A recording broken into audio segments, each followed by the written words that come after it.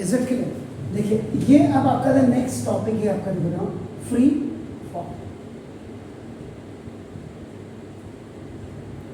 Simple free fall का meaning देखो, ये पेन है, आपने इसको फिंगर हटाई, it is coming down, that is called the free fall. The falling body on which only force of gravitation of earth act is known as freely falling body. यानी कि gravity के कारण a big thing is coming down.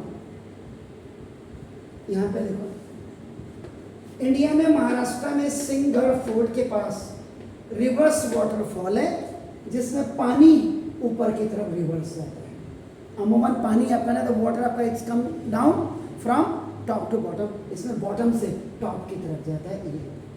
और लद्दाख में कुछ magnetic hill है आपका नाम, जो some places where the gravity cheating, यानी कि ग्रेविटी वहाँ जीरो हो जाती है और इसमें भी आपका क्या होता है पानी ऊपर को, या गाड़ियाँ जबकि डाउन है, ऐसे डाउन है लेकिन गाड़ियाँ नीचे को नहीं जा करके, अगर आप न्यूट्रल कर देंगे गाड़ी ऊपर की तरफ अपनी जो है कार ऊपर की तरफ हो जाएगी। तो द ग्रेविटी अपोजिट, वहाँ ग्रेविटी आपकी जीरो हो जाती है। हम इसको फ्रीली फॉलिंग की वजह से आपका ये बता रहे थे। तो 5 स्ट्रेंथ, कैलिफोर्निया में भी एक मिस्टीरियस स्पॉट है जहाँ पे ग्रेविटी जीरो हो जाती है, वहाँ भी एवरीथिंग इज अपना रिवर्स में आपका होता है। तो ये चीज़ है। अब आप आ जाइए फ्रीली फॉल। फ्रीली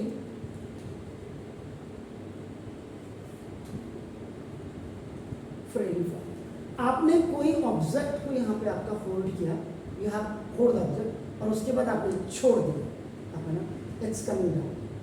ये जो नीचे की तरफ आपका आ रहा है it is only due to आपका ग्रेविटी, ग्रेविटी के कारण आपका नीचे आ रहा है आपका, या आप इसको फोर्स ऑफ ग्रेविटेशन कह सकते हैं, फोर्स ऑफ ग्रेविटेशन। वही चीज आप यहाँ पे लिखेंगे कि ना the falling body on which only force of gravitation of the earth acts, जिसमें अर्थ की ग्रेविटेशनल फोर्स आपकी काम कर रही है, is known as freely falling body। इसी को आपका freely falling body कहते हैं। and such, और आपका such fall of the body, और बॉडी का ये जो फॉल है गिरना is known as free fall।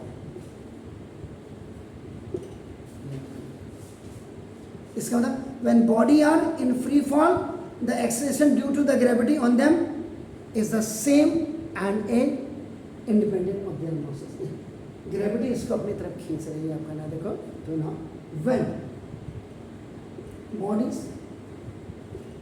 are in free fall, जब आप कोई भी बॉडी आपका फ्री फॉल में होती है, आ रहे हैं आपका ना देखो दिस इज द एक्सेलरेशन, तो जो उसकी एक्सेलरेशन होती है, उसकी त्वरण होती है आपका ना देखो this is the due to, ये आपका ग्रेविटी के कारण होती है, एक्टिंग ऑन देम, जो उस पर काम करती है आपका ना देखो दिस इज द सेम,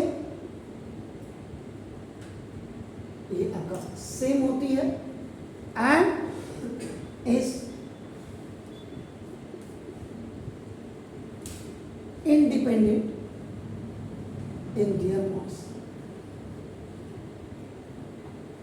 ये आपका नाम फ्रीली फॉल के बारे में है। उसके बाद तब हम जो नेक्स्ट आपका करेंगे एक्सेलरेशन, इसी में कर देंगे due to gravity. Acceleration due to gravity actual में एक चीज, अगर आप यहाँ पे भी देखो एक्सेलरेशन का मतलब आपका देखो दिस, और जब ए आपका जी में कन्वर्ट हो जाता है तो ये आपका एक्सेलरेशन ड्यू टू ग्रेविटी हो जाता है। एक्सेलरेशन जब रहता है पॉजिटिव तो एक्सेलरेशन, निगेटिव अगर आप माइनस से कर देंगे तो डी एक्सेलरेशन, और जी आपका हमेशा तो कैपिटल जी अगर आप देखेंगे ये आपका ग्रेविटेशनल कांस्टेंट है। आप इसको यूनिवर्सल ग्रेविटेशनल कांस्टेंट भी कह सकते हैं and its value 6.67 into 10 to the minus 11 metre, sorry 11 newton metre square पर किलोग्राम स्क्वायर होता है and small G is this is the gravity and its value is 9.8 meter per second square. This is the great difference between the capital G and the small g. Please do it. फिर हम इस पे जाएंगे. Now इसी में acceleration due to gravity जिसकी value मैं आपको 9.8 आपको बता रहा था, तना सुना द एक्सेलरेशन आप पूरा लिखेगा with which a body falls towards the earth due to earth's gravitational pull. पृथ्वी का जो गुरुत्वाकर्षण खिंचाव है आपका pull is known as acceleration due to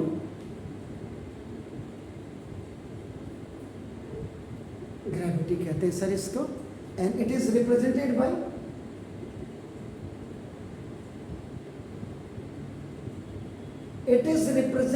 bye small ji.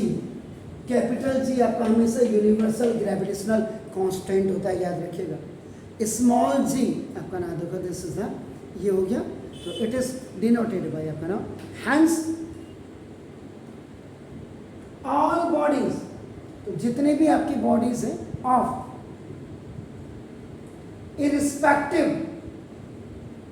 Of their mosses, अपने उनके मॉसेस के इरिस्पेक्टिव में आपका THEIR है, कहीं घर जाके आपका कहीं ये क्या लिखे, फॉल डाउन, जो नीचे गिरते हैं आपका देखो ना, विथ कांस्टेंट एक्सेलरेशन। कोई भी ऑब्जेक्ट आपका देखो जब नीचे गिरता है आपका नाम जैसे ये आपका नाम अर्थ है,